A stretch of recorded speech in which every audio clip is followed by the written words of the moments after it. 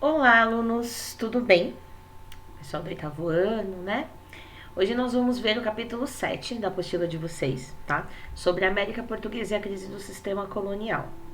Então, aí entramos em história do Brasil, né? E quando a gente fala de crise no sistema colonial, é o porquê que a colônia estava entrando em declínio, o que levou, né, o fim desse período colonial, as crises que aconteceram. E hoje a gente não vai ver o que levou mesmo o fim da colônia no Brasil, mas o que já estava acontecendo para acontecer o fim da colônia, tá?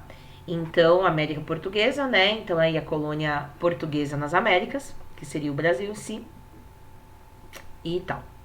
Bom, então vamos pensar primeiro em uma pessoa que chama Marquês de Pombal. Para a gente entender o Marquês de Pombal, a gente precisa lembrar um pouquinho do Iluminismo, tá? Então, o Iluminismo que a gente viu junto ainda, que era aquela história dos déspotas esclarecidos, que eram ou governantes ou ministros, que eles perceberam que o absolutismo estava em queda, então que eles começam a usar algumas ideias iluministas dentro do governo deles, pensando em como não perder o poder absoluto de fato, né? Então, vamos usar aqui uma ideia ou outra iluminista para a gente continuar com o poder absolutista nas mãos. Então, o Marquês de Pombal, ele não era rei de Portugal, ele era ministro de Estado dos domínios ultramarinos. E ele faz parte aí do despotismo esclarecido, nessa época que o iluminismo já estava bem forte na Europa, e ele percebe isso, tá? Então é antes da Revolução Francesa. A Revolução Francesa aqui na parte do Marquês de Pombal não havia acontecido, mas o iluminismo já estava presente por ali, tá? Ele foi ministro durante o reinado do Dom José I. E ele fez algumas reformas, né? Algumas reformas que vão interferir aqui no Brasil também, tá? Como ele diminui o poder da igreja. Então, ele rompe com a igreja católica em determinadas coisas, e uma das consequências pro Brasil é exatamente com esse rompimento que ele faz em Portugal. Os jesuítas que estavam aqui no Brasil são expulsos, tá? Então eles são expulsos do Brasil, eles têm que voltar ali para Portugal, porque ele já não acha essa presença algo útil para o governo. Ele valoriza a razão, que é uma ideia iluminista, desenvolve a ciência, que é uma ideia iluminista, reestruturou a Universidade de Coimbra.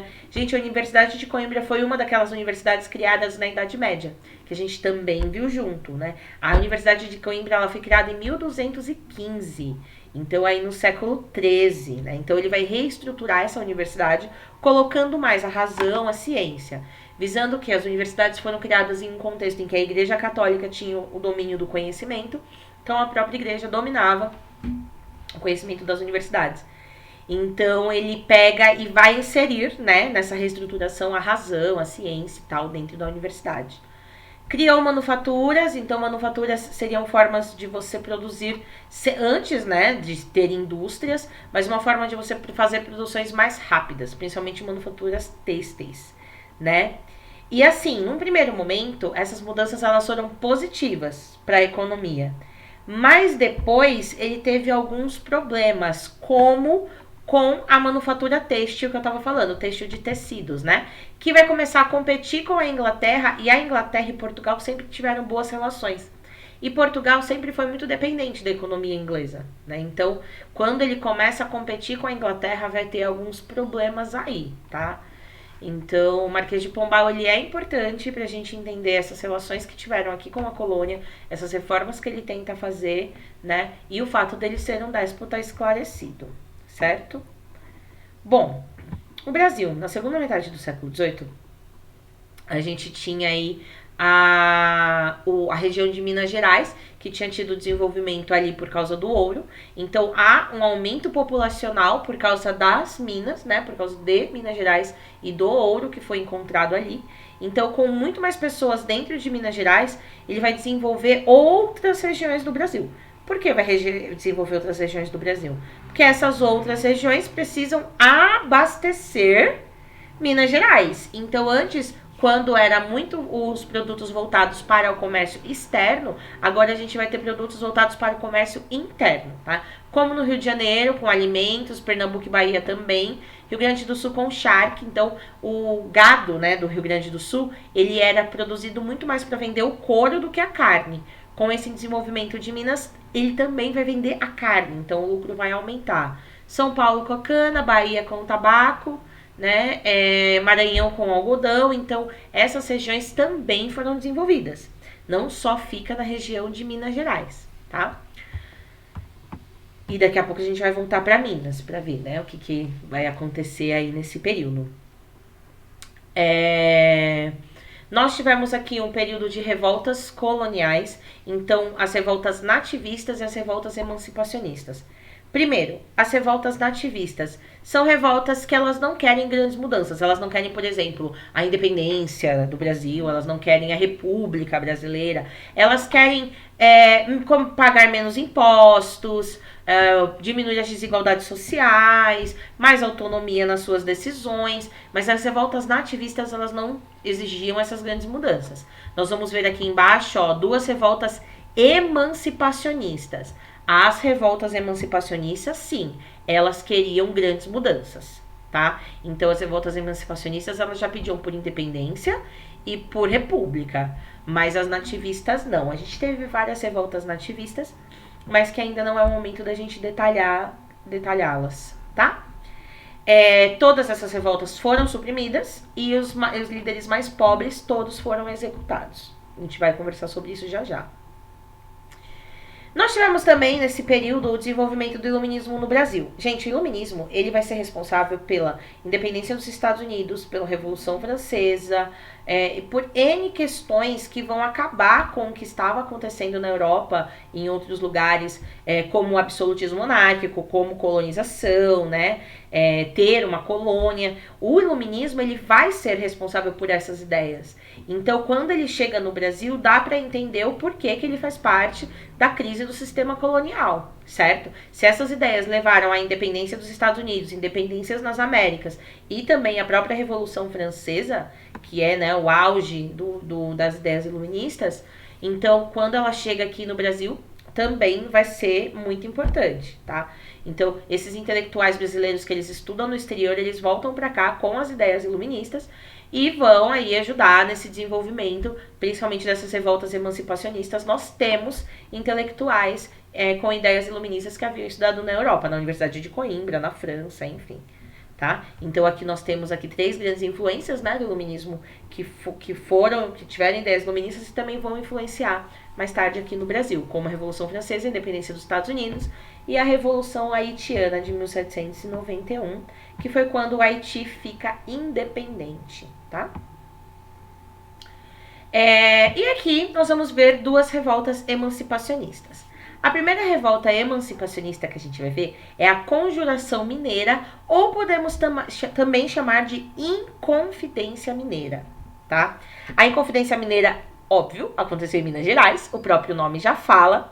Ela foi uma revolta muito mais elitista. Nós temos uma elite intelectual, uma elite voltada para pensamentos iluministas, que tinham as ideias, né, que eram os líderes da Conjuração Mineira, mas nós tínhamos um popular na liderança, que é o famoso Tiradentes, né? Joaquim...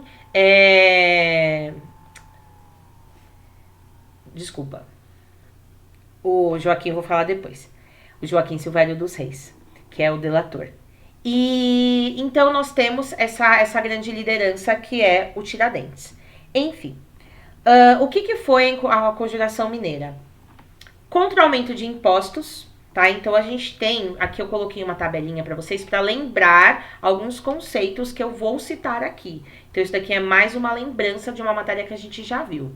Quando nós tínhamos a mineração no Brasil, a gente tinha alguns impostos que tinham que pagar. Um deles era o quinto. Um quinto era 1/5 do ouro, né? Então, pega uma barra de ouro, divide em 5 pedaços. 1/5 seria da coroa. E eles estavam contestando, achando isso muita coisa, né? 1/5 é muita coisa de impostos, de pagar impostos. E eles também eram contra a derrama. O que acontecia a derrama? A coroa exigia que aquela região pagasse 100 arrobas por ano de impostos no mínimo. Caso não chegasse a 100 arrobas, então 100 arrobas é o seguinte, um arroba são 15 quilos, 100 arrobas, 1.500 quilos. Então, se a região não chegasse a arrecadar 1.500 quilos só de impostos, então pensa quanto ouro tinha que conseguir para arrecadar 1.500 quilos.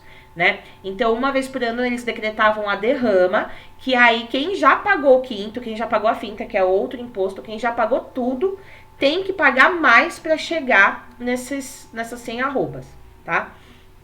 Então, no ano de 1789, que foi o ano da Conjuração Mineira, nós temos o estabelecimento da derrama. Iria ter a derrama nesse ano, porque eles não tinham chegado a 100 arrobas. Então, esses líderes, eles eram a favor da emancipação, da independência, e a favor da república. E eles citaram até contra a escravidão, né? Eles falavam até de abolição. Como eu falei, os líderes eram intelectuais e um popular, que era o Tiradentes. E eles foram delatados, tá? Alguém dedurou eles. O Joaquim Silvério dos Reis, ele teve suas dívidas perdoadas quando ele conta para a coroa portuguesa, que estava no Brasil, né? Os representantes da coroa portuguesa, que iria haver a Conjuração Mineira, que eles estavam querendo independência da região, a república na região e tal. Então, todos os líderes são presos. Vai, citaçãozinha. Todos os líderes são presos e só um é morto. Quem?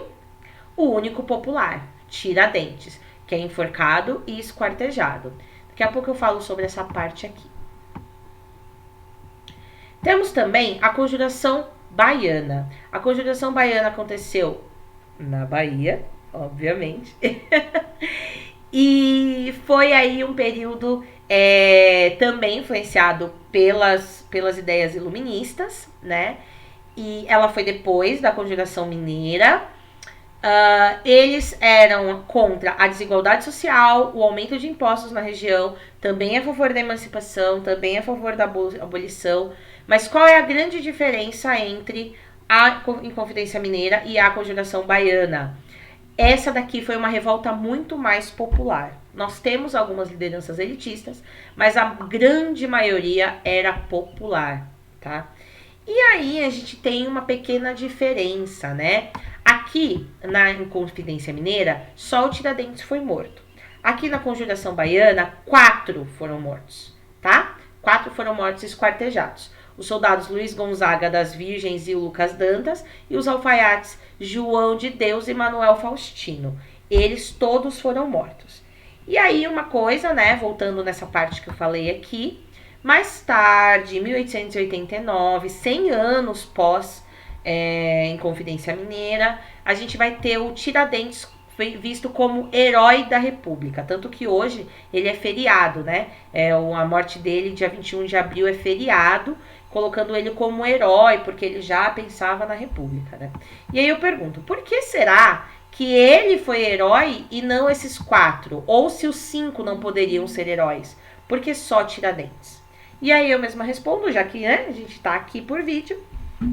Se tivesse em sala de aula, daria para perguntar para vocês, mas a gente pergunta aqui mesmo mentalmente.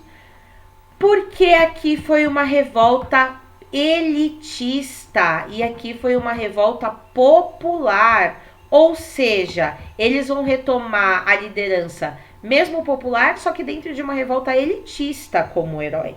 Tá? Aqui que falava sobre as desigualdades sociais, eles não viram esses aqui como herói da república, apesar deles também quererem emancipação e república, assim como os mineiros, né? Deixa eu escrever aqui.